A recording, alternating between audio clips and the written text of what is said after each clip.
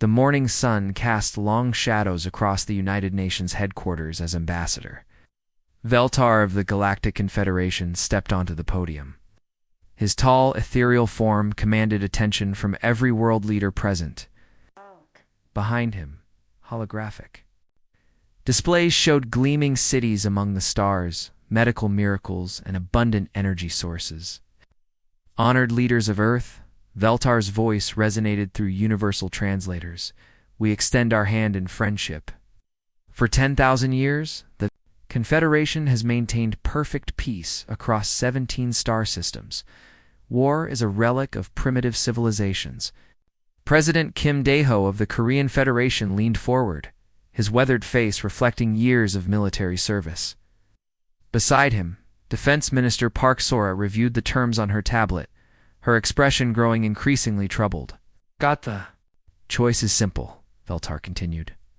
"Join our peaceful society by dismantling all weapons of war, or remain forever isolated from the galactic community. We cannot allow armed species to threaten our harmony." The room fell silent. Every leader knew what this meant. Earth had been struggling for decades. Climate change was killing their planet. Diseases were spreading faster than they could find cures. Energy was running out. The alien offer seemed like a miracle from heaven. Dr. Lee Minho, Earth's top scientist, stared at the medical data floating in the air before him. Cancer could be cured in days. People could live for hundreds of years. Children born with genetic problems could be healed completely. His own daughter was dying from a rare disease that had no cure on Earth. "What exactly do you want us to destroy?" asked President Chen Wei of the Asian Alliance. Veltar's smile never wavered. "All weapons of war, nuclear bombs, missiles, fighter jets, warships, even small arms. Your soldiers must be retrained for peaceful work. Your military bases will become research centers. Your weapons factories will build medical equipment instead." General Choi Hyun-woo, the head of Earth's unified military, felt his jaw tighten. He had spent 30 years protecting his planet. The idea of destroying everything they had built to defend themselves made him sick. "And if we refuse?" asked President Kim Dae-ho. "Then Earth remains alone," Veltar replied. "No trade, no technology, no medical help. Your people will continue to suffer while the galaxy moves forward without you." The debate lasted 3 days. In closed meetings, world leaders argued fiercely. Some wanted to reject the offer entirely. Others saw no choice but to accept. The aliens had shown them images of what happened to species that refused to join. They remained primitive, struggling with problems that could be solved in minutes with Confederation technology. Dr. Jang Subin, a young researcher, raised her hand during one session. "What about our right to defend ourselves? What if someone attacks us?" Veltar's expression remained kind, but something cold flickered in his eyes. "Who would attack a peaceful species under Confederation protection? We've eliminated all threats in our territory. There's not been a single act of violence in our space for over 1,000 years. What if she began?" "There are no what-ifs in a perfect society," Veltar interrupted gently. "Fear is what creates weapons. When you no longer fear, you no longer need them." Outside the meeting halls, crowds gathered. Some protested against giving up their defenses. Others demanded that their leaders accept the alien offer. Families with sick children held signs begging for the medical technology. Environmental groups supported anything that might save their dying planet. Engineer Yoon Ha-jin watched from his office as protesters filled the streets below. He had designed many of Earth's missile defense systems. The thought of watching them all be destroyed made him feel empty inside. But he also remembered his son asking why the sky was always gray now, why the ocean was rising, why so many animals were gone. On the final day, the vote was taken. One by one, each nation's representative stood and gave their answer. The result was unanimous. Earth would join the Confederation. Within hours, alien ships appeared in Earth's orbit. They were beautiful, gleaming white vessels that moved without sound. The aliens called them peace ships, designed to help with the transition. They brought medical supplies, food, and advanced technology as gifts. The disarmament began immediately. Nuclear weapons were neutralized by alien technology that could break down atomic bonds. Military bases were evacuated. Soldiers were given new jobs as construction workers, teachers, and researchers. The aliens were efficient and polite, always smiling, always helpful. General Choi Huyanwoo stood on the deck of the last active warship as it was decommissioned. He handed his sidearm to a Confederation overseer, a tall alien with gentle eyes and a peaceful expression. "You are making a mistake," he said quietly. "People who cannot defend themselves are not truly free." The alien tilted his head. "Freedom from fear is the greatest freedom of all, General. You will understand in time." As the weeks passed, Earth's military power vanished. The last fighter jet was converted into a medical transport. The final missile was dismantled. Planet's defensive satellites were replaced with communication arrays and research stations. President Kim Dae-ho stood in his office watching construction crews build the first interstellar medical facility. His daughter was among the first humans to receive alien treatment. The doctor said she would be completely cured within a month. Maybe General Choi was wrong. Maybe this was the right choice. Maybe peace really was possible. But deep in his heart, something whispered that they had just made the biggest mistake in human history. 2 years after integration, humanity's first off-world colonies were thriving. The mining operation on Kepler-44 to be produced rare minerals that the Confederation claimed were essential for their peaceful technologies. Dr. Jang Soo-ben managed the medical research facility on Europa.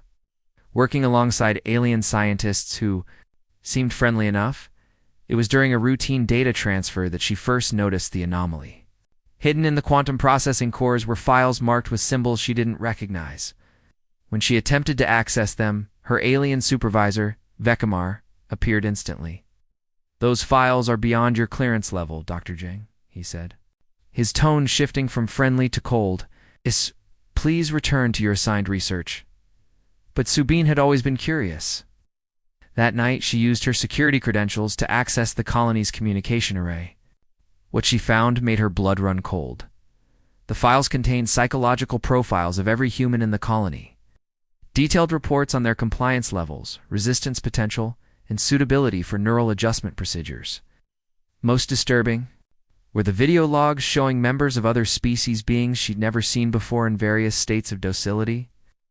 Their eyes vacant and responses mechanical. She contacted her colleague, Dr. Kong Min-soo, who worked on the agricultural station. "Orbiting Proxima Centauri." "Psst, Min-soo, I need you to check something. Look for hidden files in your quantum cores, anything marked with 3 parallel lines." Communication crackled with static. Min-soo's voice came through, broken and worried. "Subin, I was hoping you would call. Something is very wrong here. The workers from other species, they act like robots. They never laugh, never complain, never ask questions. They just work." Subin felt her heart racing. "What do you mean?" "I found old records buried in the system. These workers used to be different. They had families, dreams, art, music. Now, they just follow orders. It's like someone erased their personalities." Back on Earth, journalist Oh Tae-young was investigating something equally disturbing. 7 prominent scientists had disappeared in the past month. These were people who had publicly questioned some of the Confederation's policies.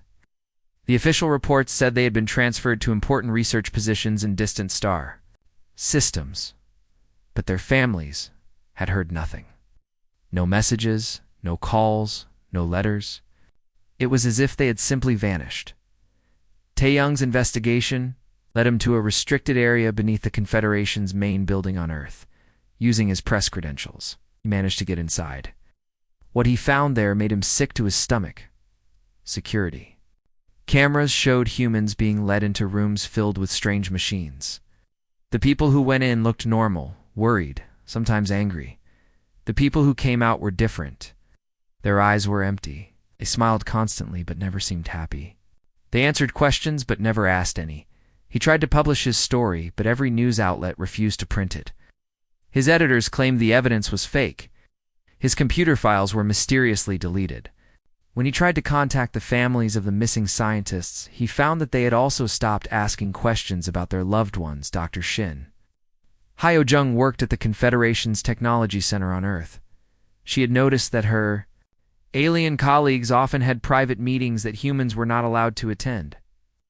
One day, she pretended to be sick and hid in a storage room near the conference area. What she heard made her blood freeze. "The human specimens are responding well to conditioning," one alien voice said. "Their natural creativity makes them excellent administrators once their rebellious instincts are removed." "What about the resistance potential?" another asked. "Higher than expected. You may need to accelerate the neural adjustment program. The ones who ask too many questions should be processed first, and the breeding program proceeding as planned. We can increase their population while decreasing their independence. In 50 years, they will be the perfect servant species." Hyo-jung barely managed to keep from gasping. She crawled out of the storage room and ran to the bathroom, where she threw up everything in her stomach. Meanwhile, on the agricultural station, Dr. Kong Min-soo was making his own horrible discovery. He had befriended one of the alien workers, a creature called Vexan, who seemed different from the others. Unlike the robot-like workers, Vexan still showed emotions, though he tried to hide them. "You were not always like this, were you?" Min-soo asked him quietly one day. Vexan looked around nervously, then whispered, "I remember ... before I had a mate, younglings. I wrote poetry about the twin moons of my homeworld. But the memories fade more each day. Soon I will be like the others." "What happened to you?" "We resisted joining the Confederation. They said we could keep our culture, our freedom, but slowly they changed us. The neural adjustments, they called it. For our own good, they said. To make us more peaceful." Min-soo felt sick. "How many species have they done this to?" "All of them," Vexen replied. "Every species in the Confederation. Humans are just the newest. But there is something different about your kind. You adapt. You find ways around their controls. They are worried about you." That night, Min-soo sent an encrypted message to Soo-ben and several other human researchers. The message was simple. "We are not guests. We are the next victims. The peace the Confederation had promised was real, but it came with a price that humanity was only beginning to understand. They had traded their weapons for chains, their freedom for the illusion of safety, and now it might be too late to fight back. Former Colonel Nam Jae-ho had been working construction for 2 years, his military pension revoked when Earth's armed forces were disbanded. The Confederation claimed that former military personnel needed to be rehabilitated for civilian life. In reality, they were being systematically monitored and marginalized. The meeting took place in an abandoned subway tunnel beneath Seoul. 23 former soldiers and officers had gathered, along with scientists like Dr. Jang Soo-bin, who had managed to return to Earth with her evidence. "The Confederation isn't just controlling us," Soo-bin explained to the assembled group. "They're studying us. It's every human reaction, every instance of resistance, every creative solution we develop. They're cataloging it all." Captain Lee Yoo-jin, formerly of the Korean Special Forces, spread out hand-drawn maps on a makeshift table.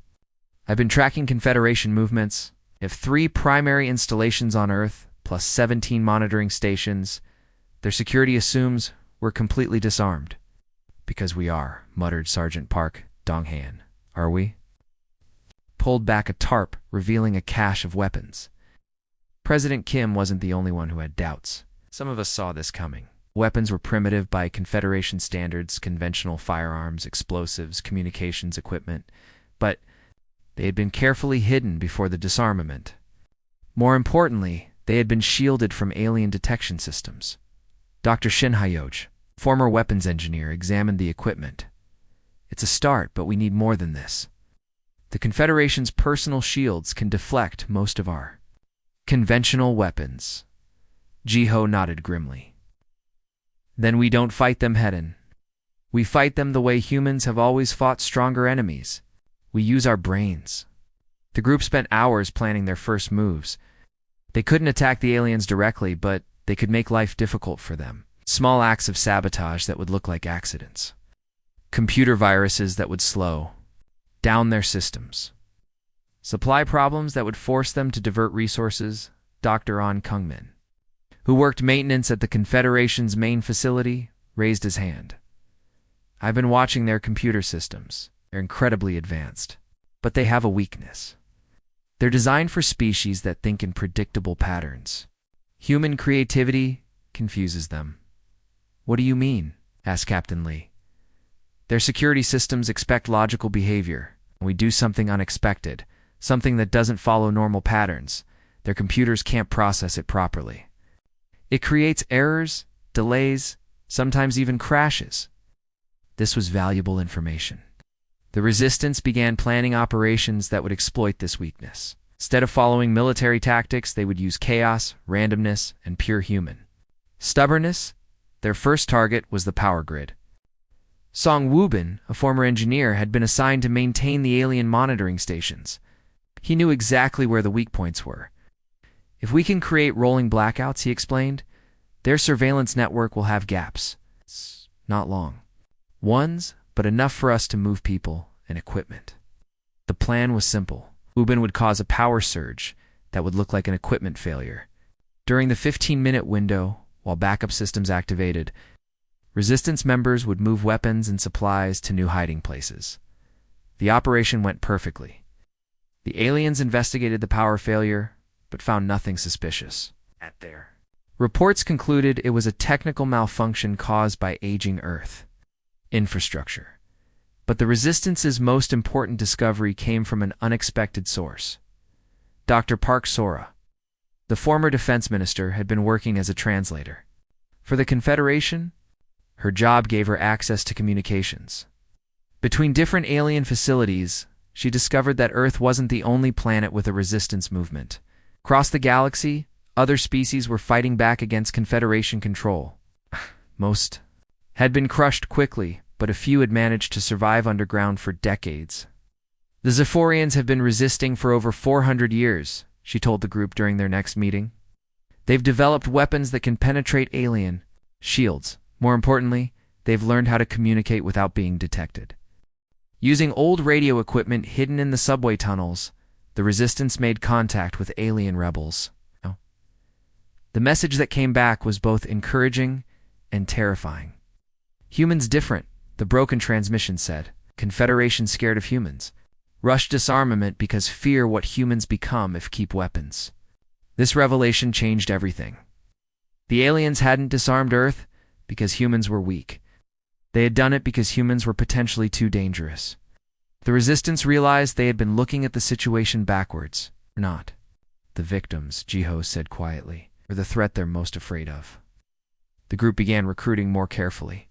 They reached out to other former military personnel, to scientists who had been marginalized, to workers who had noticed strange things at alien facilities. The network grew slowly but steadily. Engineer Yoon Hajin, who had supervised the destruction of Earth's missile defenses, joined the Resistance with valuable intelligence. I know where they stored the components from our defense systems. They didn't destroy everything. They kept samples for study. Can we get to them? Asked Captain Lee. Maybe, but we'd need a distraction, something big enough to draw their attention. Away from the storage facility, the Resistance began planning their most ambitious operation yet. They would hit multiple targets simultaneously, creating chaos across the entire planet. While the aliens were busy responding to dozens of small attacks, a team would infiltrate the storage facility and recover Earth's stolen technology. As they prepared for the operation, Jiho looked around at the faces of his fellow rebels. They were tired, scared, but determined. They had lost their official military, but they hadn't lost their fighting spirit. Remember, he told them, we're not just fighting for Earth, we're fighting for the right to remain human. The breakthrough came from an unexpected source. Maintenance worker Song Wubin has been assigned to service the Confederation's primary data center on Earth, while replacing atmospheric processors. He discovered something the aliens hadn't expected a primitive human to understand: backup. Power systems that could be overloaded. If we can create a cascade failure in their primary network, he explained to Colonel Nam Ji-ho, We can blind them across 3 continents simultaneously. The plan was audacious. While one team created the network failure, others would strike at Confederation installations worldwide. But they needed a bigger force than their small resistance cell. The recruitment came through an underground network of former military personnel, scientists, and civilians who had grown suspicious of their alien benefactors, Dr. Zhang. Subin's evidence had been secretly distributed through human-only communication channels, old-fashioned radio broadcasts, printed materials, and word of mouth. Captain Baein-su, formerly of the Korean Navy, had been organizing dock workers in Busan. The alien cargo ships arrive every Tuesday, he reported. They're not just taking our minerals, they're taking our people. Volunteers for off-world colonies who never return. The resistance discovered they weren't alone. Cryptid communications from off-world colonies revealed that other species had maintained hidden resistance movements for centuries. The Zephyrians had been fighting Confederation control for over 400 years.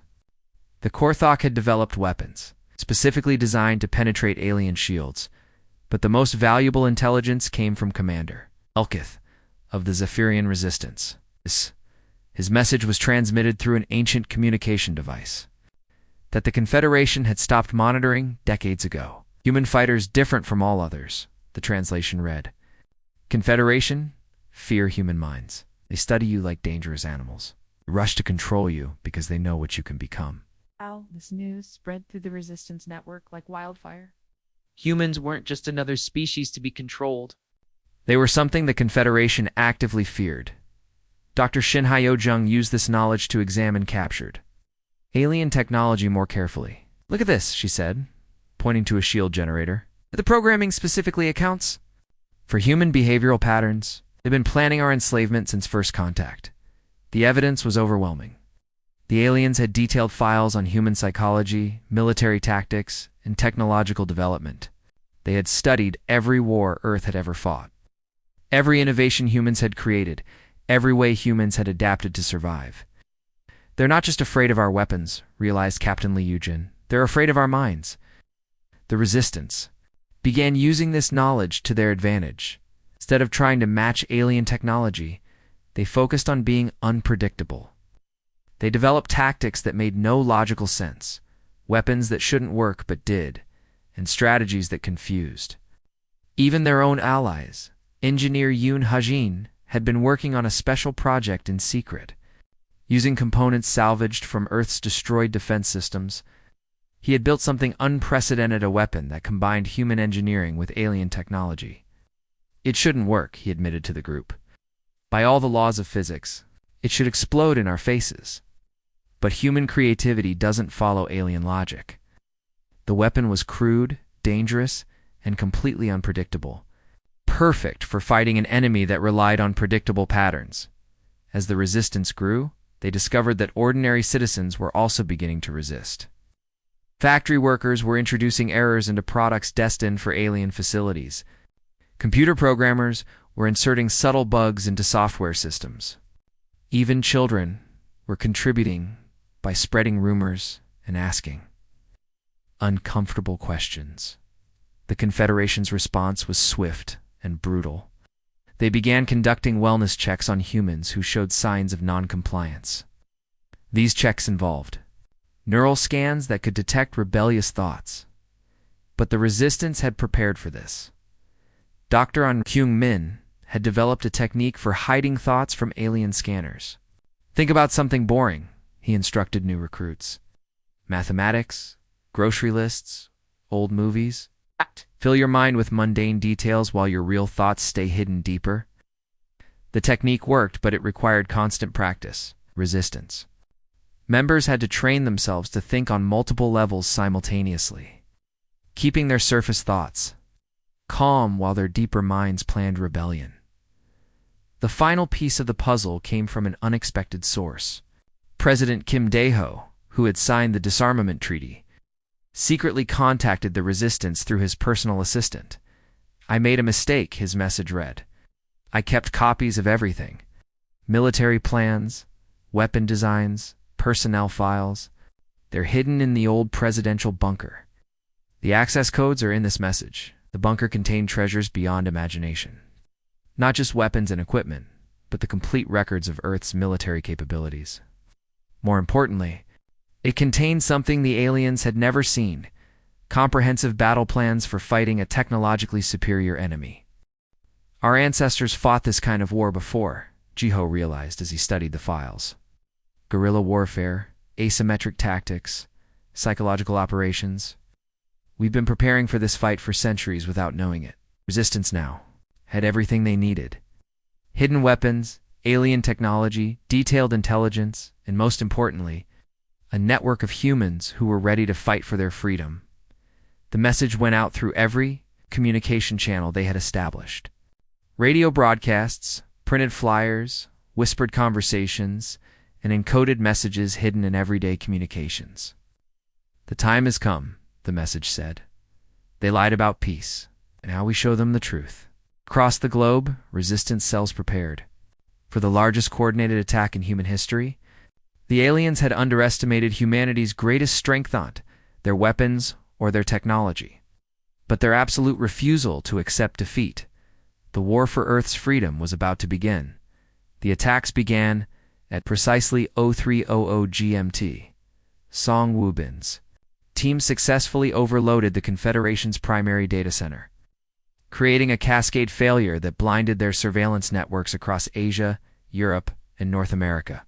In the 37 minutes before backup systems activated, human resistance fighters struck at every major alien installation on Earth. Colonel Nem Jiho led the assault on the Confederation's military headquarters in Geneva. The alien guards, accustomed to dealing with compliant species, were unprepared for human tactical flexibility. When their shields proved ineffective against the modified weapons, they retreated in confusion. Target their command structure, Jiho ordered. Make them feel what it's like to be hunted. The battle for Earth's communications array was crucial. Captain Li Yujin and her team needed to establish contact with off-world human colonies and potential alien allies as they fought through the facility's corridors. They discovered something that made their blood boil: detention cells, filled with humans who had been subjected to neural adjustment procedures. Dr. Zhang Suben worked frantically to reverse the mental conditioning using the neural disruptors they had developed. One by one, the imprisoned humans began to remember who they were, their personalities slowly returning. "My name is Kim, Seojin," one of them whispered, tears streaming down his face. "I was a teacher. I had students. I had a life." The liberation of Earth's colonies proved even more dramatic. On Kepler 44b, the mining workers, now armed with weapons smuggled in supply shipments, turned their industrial equipment against their Confederation overseers. The massive mining lasers that had been extracting rare minerals were redirected to cut through alien fortifications. Engineer Yoon Hajin, who had once supervised the destruction of Earth's defenses, now led the effort to rebuild them using captured alien technology. "We're not just fighting for our freedom," he broadcast to resistance cells worldwide. "We're fighting for our right to be human." Confederation's response was swift and brutal. Orbital bombardment platforms moved into position around Earth, preparing to destroy the planet rather than lose control of it. But the resistance had prepared for this possibility. Dr. Shin Hyojung's modified weapons proved devastating against alien spacecraft. The Confederation vessels were designed to fight conventional enemies who followed predictable patterns. Daddy! Couldn't adapt to human tactics that made no logical sense. "Fire everything we have," ordered Captain Bei and Su from the captured communications center. "Show them what happens when they threaten humanity." The battle in space was unlike anything the galaxy had ever seen. Human pilots, flying captured alien fighters, used kamikaze tactics that terrified their enemies. When conventional weapons failed, they rammed their ships into larger vessels. When outnumbered, they used the debris of destroyed ships as weapons. Alien commanders had never faced an enemy that treated death as just another tactical option. On the surface, the war was equally brutal. In Seoul, former soldiers fought street by street against alien security forces. In London, civilians used improvised weapons to attack Confederation facilities. In New York, resistance fighters turned the city's own infrastructure against the occupying forces. But the real war was being fought in the minds of humanity itself. The neural disruptors that Dr. Subin had developed were freeing humans from alien mind control across the globe. As their personalities returned, their anger grew. "They tried to erase us," said Kim Sujin, the recovered teacher. "They wanted to turn us into robots, but we're still human. We still remember how to fight." And the tide turned when the resistance made contact with alien rebel groups. The Zephyrians, who had been fighting the Confederation for centuries, shared their most advanced weapons. The Korthok provided intelligence about Confederation weak points. Other species, inspired by human courage, began their own uprisings. "Galaxy is watching," Commander Velkith of the Zephyrian Resistance transmitted to Earth. "Your species has shown everyone that the Confederation can be defeated. Rebellions are starting on 17 worlds." The final battle took place aboard the Confederation's flagship, a massive vessel that served as their mobile command center. Colonel Jiho led a boarding party that included volunteers from every resistance cell on Earth. Ambassador Veltar, no longer the benevolent figure he had presented to Earth, stood in the command center surrounded by tactical displays showing the collapse of Confederation control across multiple star systems. "This is impossible," he said, his voice filled with disbelief. "We offered you paradise. We gave you peace, prosperity, eternal life. Why do you choose war?" Jiho stepped forward, his weapon trained on the alien commander. "Because peace without freedom isn't peace at all. It's slavery.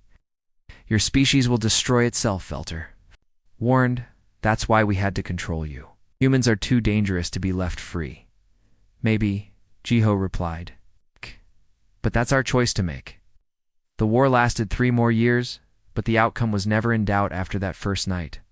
The Confederation's military was designed to maintain order, not fight desperate enemies who refused to surrender. Human tactics spread throughout the galaxy. Species that had been enslaved for millennia learned to fight like humans, unpredictably, creatively, and with absolute determination. When the last Confederation stronghold fell, the galaxy faced a new reality. The old empire of enforced peace was gone, replaced by a loose alliance of free species. Earth became the unofficial capital of this new confederation. Not because humans were the strongest, but because they had proven that freedom was worth any price. The truth had been written in blood across the stars. Sometimes the greatest peace could only be achieved by those willing to fight for it. Humanity had kept its promise. They had shown the galaxy what freedom really meant.